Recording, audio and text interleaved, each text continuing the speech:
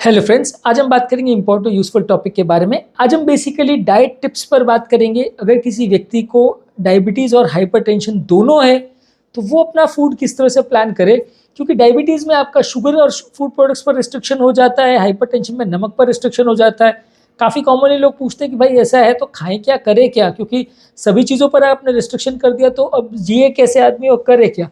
तो बेसिकली इसमें भी आपको कुछ कॉन्सेप्ट को समझने की ज़रूरत है और ये कॉन्सेप्ट सारे चीज़ों को इम्प्लाई करता है। डायबिटीज़ में भी ज़्यादातर वैसे ही चलता है, हाइपरटेंशन भी वैसे चलता है। बेसिक अगर चीज़ों को अगर आप समझोगे तो आपको डाइट प्लान करना ईजी रहेगा, अपने हाइपरटेंशन और डायबिटीज़ के कंट्रोल को मैनेज करना ईजी रहेगा। क्योंकि कई बार क्या होता है कि आप ये सब चीज़ों को प्रॉपर समझ नहीं पाते, इनके कॉन्सेप्ट को नहीं समझ पाते और उसके चक्कर में फिर आपको डाइट प्लान करने में मुश्किल आती है, मुसीबत आती है। आप कई बार फिर डाइट करना छोड़ देते हो और फिर होता ये है कि आपका फिर शुगर कंट्रोल और डायबिटीज़ कंट्रोल, ब्लड प्रेशर का कंट्रोल आउट ऑफ रेंज चला जाता है। मैनेज करना बहुत ज़्यादा मुश्किल हो जाता है, डॉक्टर्स को दवाइयाँ बढ़ाते जाना पड़ता है।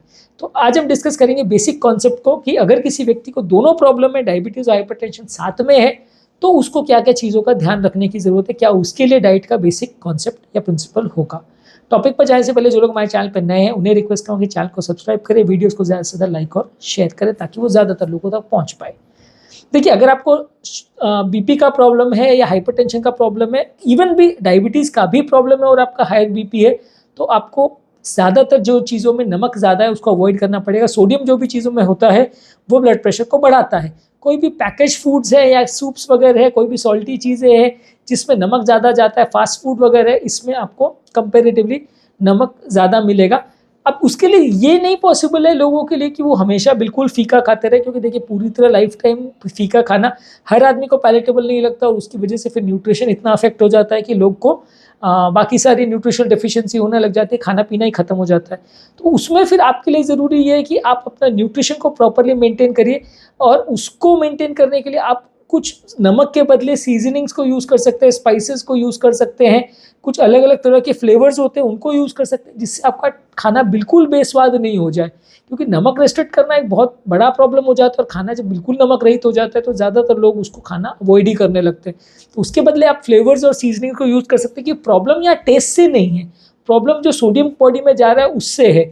तो लो सोडियम सॉल्ट्स या पोटेशियम बेस्ड सॉल्ट्स वगैरह भी आप लेते हो, स्पाइसेस लेते हो, फ्लेवर्स लेते हो, तो उससे अगर आपका टेस्ट मेंटेन हो जाता है और आप खाना खा पा रहे हो तो वो आपके लिए अच्छा है। और आप अगर उसको नमक को ही आपको ज़्यादा डालना पड़ता है तो वो आपके लिए कंपेरेटिवली हेल्दी। तो वो चीज़ें हैं जिसमें नमक ज़्यादा है उसको अवॉइड करिए, उसके बदले फ्लेवर्स को ज़्यादा प्रेफर करिए।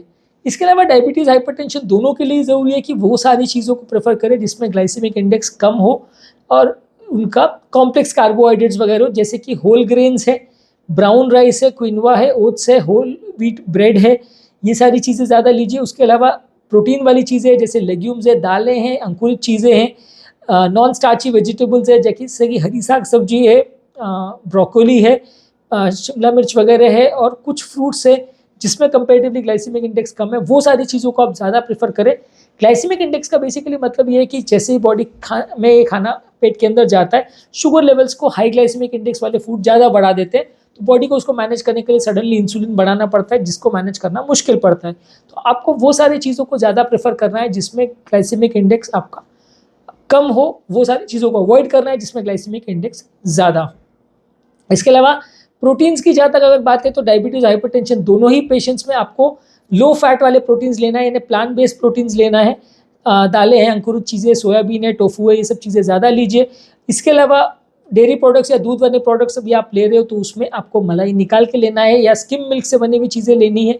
और अगर नॉन वेजिटेरियन प्रोडक्ट्स में आप मटन चिकन वगैरह भी ले रहे हो तो जितना उसमें फ़ैट कम हो या लीन कट्स हो या स्किनलेस फैट हो वो ज़्यादा आपके लिए अच्छा है। जितना आप फैट फ्री मीट्स वगैरह लेते हैं या प्रोटीन सोर्सेज लेते हैं उतना आपके लिए अच्छा है। इसके अलावा हेल्दी फैट्स को ज़्यादा लीजिए, जैसे कि एवोकाडोज है, नट्स है। लो ऑयल कंजम्पशन के लिए खाने में एक्स्ट्रा ऑयल बिल्कुल मत डालिए। फैटी फिशेस वगैरह है जैसे कि सैल्मन, मैकरल, ट्राउट वगैरह, ये सब चीज़ों को ज़्यादा लीजिए।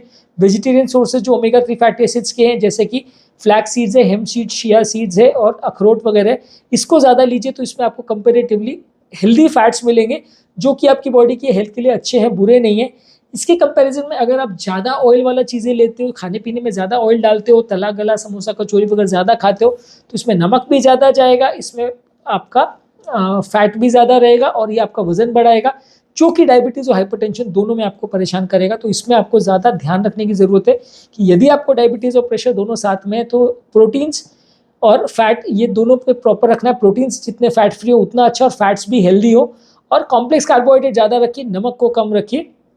इसके अलावा फाइबर को ज़्यादा मात्रा में लीजिए। फ्रूट्स जैसे कि एप्पल्स है, बेरीज है, वेजिटेबल्स है, होल ग्रेन्स है, लेग्यूम प्रोडक्ट्स है या नट्स है, ये सबको ज़्यादा लीजिए। फाइबर रिच चीज़ें जो है ये नमक को भी बॉडी में कम करती है, ब्लड प्रेशर को भी कम करने में मदद करती है, और शुगर के बॉडी में एब्जॉर्प्शन को भी कम करती है, वजन कम करने में मदद करती है। तो ओवरऑल हार्ट के लिए हेल्दी है, बॉडी के लिए हेल्दी है। तो आप इसको फॉलो करेंगे तो आपका ओवरऑल वजन नहीं बढ़ेगा और ओवरऑल लॉन्ग टर्म प्रॉब्लम्स आने का चांस कम रहेगा। इसके अलावा आपको अल्कोहल कंजम्पशन भी कंट्रोल रखना है। आपको अल्कोहल भी जहाँ तक पॉसिबल है नहीं लेना है। अल्कोहल में एम्प्टी कैलोरीज होती है जो कि आपका वजन बढ़ाती है। जहाँ तक पॉसिबल हो हम तो ये बोलते हैं कि बिल्कुल ही बंद रखिए। अगर आप रेगुलर लेने के आदी भी हो तो एटलीस्ट मैक्सिमम दिन भर में 1 ड्रिंक से ज़्यादा मत लीजिए, नहीं तो वो आपके लिए अनहेल्दी होगा। इसके अलावा पोर्शन कंट्रोल पर ध्यान दीजिए और बैलेंस्ड मील रखिए। हर जो मील आप ले रहे हो उसमें आपका प्रॉपर दाल साग सब्जी और जो भी चीज़ें आप ले रहे हो, साग सब्जी का प्रोपोर्शन ज़्यादा होना चाहिए, लीन प्रोटीन्स और कॉम्प्लेक्स कार्बोहाइड्रेट ज़्यादा होना चाहिए, फैट सबसे कम होना चाहिए। उसको प्रॉपर बैलेंस करके चलिए। अगर आप पूरा खाने के बदले एक पिज़्ज़ा खा लेते हो या एक कोल्ड ड्रिंक पी लेते हो या थोड़ा समोसा कचौरी खा देते हो तो वो बैलेंस मील में नहीं आएगा। भले कैलोरी लगभग दोनों की अगर बराबर भी हो तो भी वो दूसरा ऑप्शन जो है वो आपके लिए अनहेल्दी होगा। आपका बीपी और शुगर बढ़ने का चांस कई गुना बढ़ जाएगा। तो इसलिए सिर्फ कैलोरी मैनेज नहीं करना है, बैलेंस डाइट अगर आप लेंगे तो आपके लिए ज़्यादा हेल्दी है और आपका कंट्रोल बॉडी का कंपेरेटिवली बेटर रहेगा। इसके अलावा रेगुलर चेकअप्स करवाते रहिए, आपके शुगर लेवल्स का और आपके बीपी के लेवल्स का रेगुलर चेकअप कराते रहिए। और अगर आपको ऐसा मिल रहा है कि आपका प्रॉपर डाइट से मैनेज नहीं हो पा रहा है, मेडिसिन आपको लेने की ज़रूरत है, तो प्रॉपर डाइटिशियन को भी मिलिए, प्रॉपर फिजिशियन को भी मिलिए, उनसे मेडिसिन भी स्टार्ट करवाइए और रेगुलर फॉलोअप रखिए कि मेडिसिन और डाइट के साथ आपका प्रॉपर मेंटेन हो रहा है कि नहीं। प्रॉपर डाइटिशियन को भी आप मिल के उनसे भी प्रॉपर डाइट चार्ट ले सकते हैं। हालांकि उनके बने हुए डाइट चार्ट को फॉलो कर पाना और डे टू डे बेसिस पे उसको मैनेज कर पाना इतना ईजी नहीं होता, क्योंकि एक लिखी हुई डाइट चार्ट को ज़िंदगी भर फॉलो करना इतना आसान नहीं होता। पर अदरवाइज अगर आप उनसे प्रॉपर सलाह लेते हैं कौन सी चीज़ अच्छी है कौन सी चीज़ नहीं है, तो आपको ज़्यादा फायदा मिलेगा। हर चीज़ के बारे में खुद को अगर आप एजुकेट करते हैं तो आपको ज़्यादा अच्छे रिजल्ट्स मिलेंगे। जो पेशेंट्स अनअवेयर रहते हैं अपनी बीमारी के बारे में, उनको बीमारी के कॉन्सेप्ट नहीं समझ में आते, बीमारी को नहीं समझते, उनको बीमारी मैनेज करना मुश्किल होता है, लॉन्ग टर्म रिजल्ट्स उनको खराब मिलते हैं। वही जो पेशेंट्स अपने आप को प्रॉपरली मैनेज करते हैं, सब चीज़ों को अच्छे से मैनेज और कंट्रोल करते हैं, उनको लॉन्ग टर्म रिजल्ट्स काफ़ी अच्छे मिलते हैं और उनको दवाइयों से और डाइट से भी फ़ायदा काफ़ी अच्छा मिलता है। इसके अलावा रेगुलर फिजिकल एक्टिविटी कीजिए, जैसे आपके हेल्थ केयर प्रोवाइडर ने किया है, वॉकिंग, रनिंग, जॉगिंग, इस तरह से एक्सरसाइज कीजिए। इससे आपका sugar control, blood pressure control, weight management सब चीज़ों में मदद मिलेगा। ओवरऑल कार्डियोवास्कुलर हेल्थ भी अच्छी रहेगी।